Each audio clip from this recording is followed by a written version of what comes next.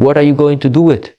Every morning the noise of the world arrives before your phone lights up. What are you going to do with it? Before your responsibilities start tapping on your shoulder, there's a brief moment, a sacred space, a stillness that belongs only to you. What and in that space, you must choose what to say to yourself.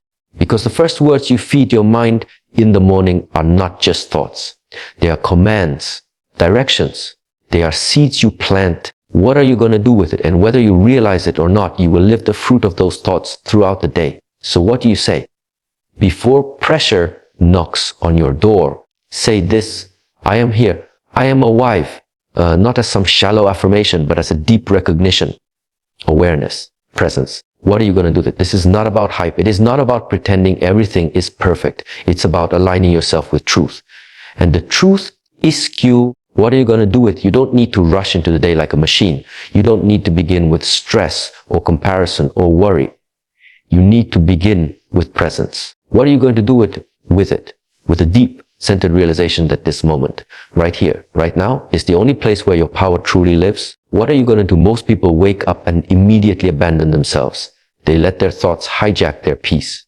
They let urgency take over clarity. What the day becomes a blur before it even begins. But when you start your morning from presence, you reclaim your authority.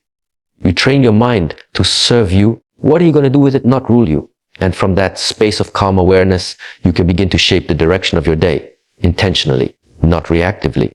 You see, what pressure will come? The world will have demands. You will be challenged.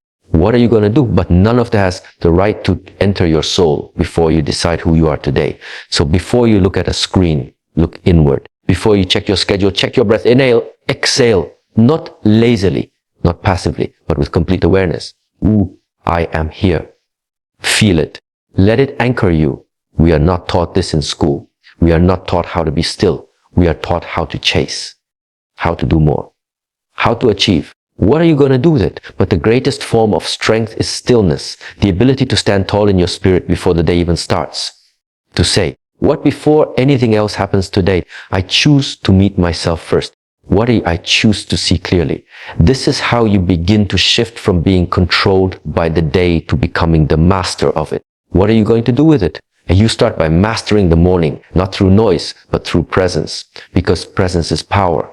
It's the state of being where fear has no grip. Where overthinking fades, where doubt loses its voice. And in that silence, something stronger than motivation rises, something deeper than energy. What are you going to do with it? It's purpose. And it's waiting for you every single morning. You just have to be willing to listen. What are you going to do with it? When you wake up and immediately speak panic, you program your nervous system to live in survival. But when you wake up and speak presence, you reprogram your entire state of being. You shift from fight or flight into clarity and calm. And from that state, your decisions change. Your energy changes. The way you walk, speak, work. All of it becomes sharper, stronger, more aligned.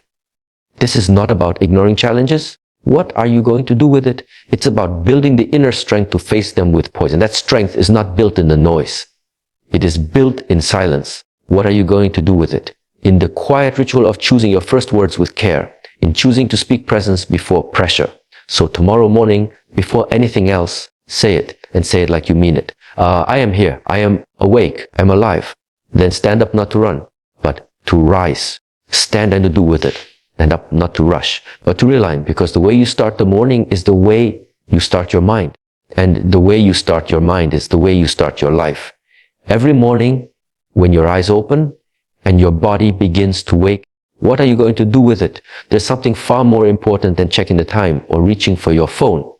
It's the story you decide to carry into the day. What and one of the most powerful things you can ever tell yourself is this: why I am not my past. What are you going to do? My patterns. With too many people wake up each day wearing the weight of who they used to be. They drag it into the present moment like chains around their ankles. Memories, regrets, shame, all tangled together. What are you going to do with it? Convincing them that nothing has changed, that they are still the same person who failed last week, who broke down last year, who made mistakes they now regret. But this is the first illusion you must break each morning. You are not your past. The past may have shaped you, but it does not define you. What defines you is what you choose to do repeatedly, starting now. power is not in what happened to you. The power is in what you choose to repeat today. That is what builds your future. Every morning, you are handed a fresh set of minutes, hours untouched by failure, time not yet poisoned by doubt. And in that untouched space, you must plant the right seed. You must look in the mirror and remind yourself that your past cannot hurt you unless you invite it back in. Pain can visit. What are you going to do with it? But it cannot live here anymore. Not if you refuse to feed it. There is a truth about transformation that most people miss. What I think it happens in big moments doesn't. It happens in the smallest ones, when no one is watching, when it would be easy to choose the old habit. But you don't. It happens when you wake up and instead of saying, "Here we go again," you say, "This is where it changes." And then you act like it. Your patterns, those are your real identity, not your dreams, not your wishes. What are you going to your words? It's what you do and again and again.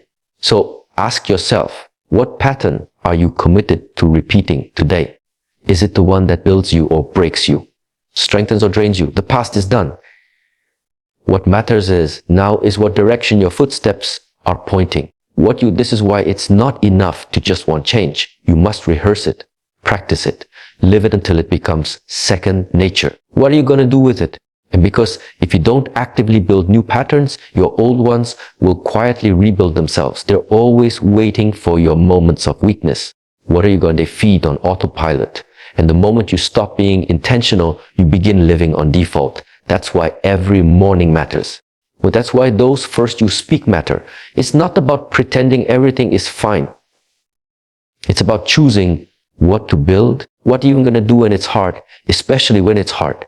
The mind loves comfort, but growth demands change. And that change starts with recognizing that who you were yesterday has no authority over who you choose to be today. Yes, you may have failed before, but failure is an event, not a person. You may have made mistakes, but those mistakes are not your identity. You may have been lost, angry, afraid, but none of that is permanent unless you decide it is. What is permanent, if you commit to it, are the patterns you practice with discipline. What are you going to presence and patience? You see, transformation isn't loud. It's quiet. It's in the way you speak to yourself in the morning. What are you going to do? It's in the thoughts you allow to repeat. It's in the habits you choose when no one is watching. And day by day, what are you going to do with it? Quiet discipline becomes your loudest proof. You don't need to explain your past to anyone. Just show them your new pattern. What are you going to do with it? Well, that will speak louder than anything. So when you rise with that clarity. Tell yourself the truth. Not the truth of your past, but the truth of your power. I am not my history. I am my habit, not my wounds. I am my wisdom. I am not who I was. What are you going to do with it? I am who I choose to become. And once you accept that, no past version of you will ever have the strength to hold back the one you are now becoming. What are you going to do with it? When you wake up in the morning, your mind will try to search for comfort. It will look for the easy path, the soft ground. What are routines that feel warm and safe? But comfort, though it may feel good in the moment, is not your teacher. Comfort doesn't shape you. What goes and sharpen you? It doesn't demand anything from you. What are you going to do with it? And because of that, it cannot build the version of you that you know deep down you are meant to become. Every morning, when you open your eyes, what you have a choice to avoid discomfort or to embrace it, to stay in the warm space of routine or to walk into the fire that transforms. What are you going to do with it? If you want change, if you want strength, if you want clarity, then you must stop fearing discomfort. You must start seeing it for what it really is. What are you going to do with it? Your personal trainer, your silent guide, your hidden light. People often say they want growth. They say they want discipline, purpose, confidence. What are you going to do with it? But what they forget is that these things are not handed out. They are earned. And the currency is discomfort. What are you going to do with it? You don't develop mental toughness when things are easy. You don't learn patience when everything goes your way. What are you going to do? You don't build endurance when you're not tested. These things only come to those who are willing to stand in the discomfort and not run. What you have to train your mind every morning to stop asking, how can I avoid pain today? And instead ask, what are you going to do with what challenge must I step into that will shape me? Because the days you avoid discomfort are the days you delay your own growth. What are you going to do? And the days you meet it head on, those are the days you rise. Think about it like this. Every time you choose the harder path, the early wake up, what are the cold shower, the tough workout, the honest conversation? What are you going to do with it? The stillness instead of distraction. You're casting a vote for the person you want to become. What are you proving to yourself? That you are not ruled by impulse, not ruled by fear, not ruled by excuses. You are ruled by discipline, by purpose, by a vision that is stronger than any excuse. But the truth is, discomfort is never going to feel good at first. It's going to push back. What are you going to make you question yourself? It's going to whisper, maybe later, or you've done enough, or what a no, one is watching anyway. And that's the moment you must rise. That's the moment that separates the dreamers from the doors. What are you going to do with it? That's the moment that forges warriors. If you avoid discomfort long enough, it becomes suffering. Not the a short suffering that leads to strength, but the dull, lingering kind that comes from unfulfilled potential. The kind that eats away at you slowly. What are you going to do with it? Because deep down, you know you were meant for more. But if you meet discomfort with courage, it becomes transformation. What are you good? And once you've passed through it, you start to crave it because you realize that nothing else brings closer to your true self. So the question becomes, what are you avoiding today that you should be facing? What pain are you dodging that be holding your growth hostage? Because every act of avoidance reinforces weakness, and every act of engagement builds strength. What are you going to do? You are training something with every decision, either your doubt or your discipline.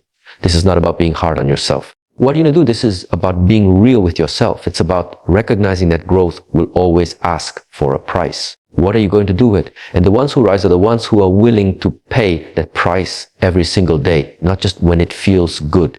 What are you going to do with it? Not just when they're motivated, but even when it's hard, even when it's lonely, even when the results haven't shown up yet. What are you going to do with it? You have to be able to tell yourself in the mirror, today, I will not run from discomfort. I will not negotiate with excuses. What are you going to do with it? I will not shrink myself to fit inside ease. I will step into challenge. I will face the hard thing because that's where I grow. That's where I transform.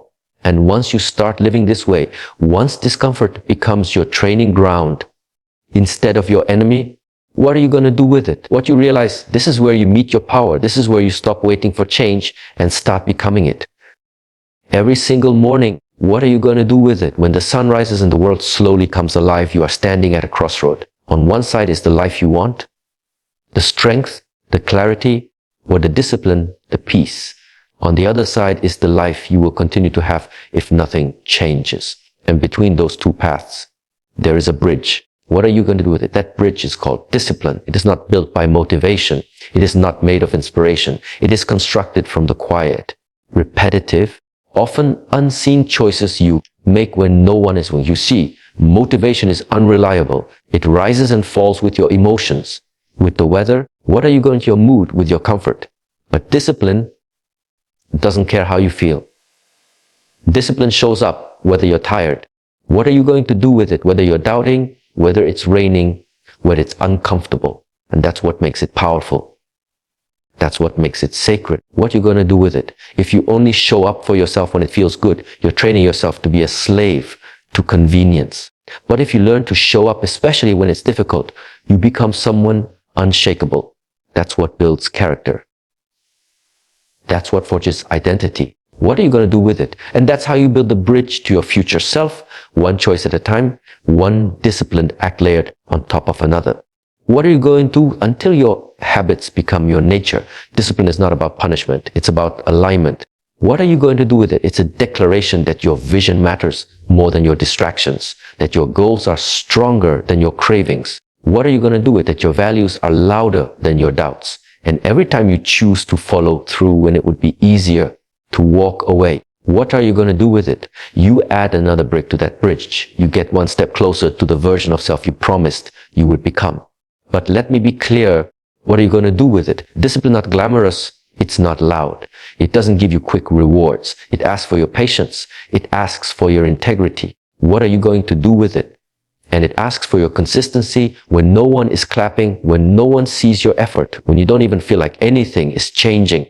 But in that silence, something deep within you is transforming, and that transformation will always speak louder than temporary applause. Each day, what the world will offer you the easy way out. Snooze the alarm, skip the practice, break the promise, stay comfortable.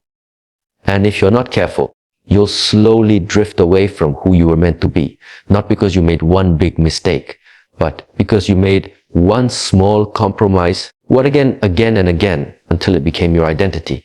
But you're not here to drift. You are here to build. And you build with discipline. What are you going to do with it? Ask yourself, what are the small things today that you could do, that you should do, that you won't want to do? But if you did them, would change everything you keep skipping, the book you keep ignoring, the silence you avoid, the difficult decision you delay. What are you going to do with it? Discipline is choosing to do those things, not because they're easy, but because they matter. And when you make that choice often enough, what are you going to do with it? Don't just get better. You become different.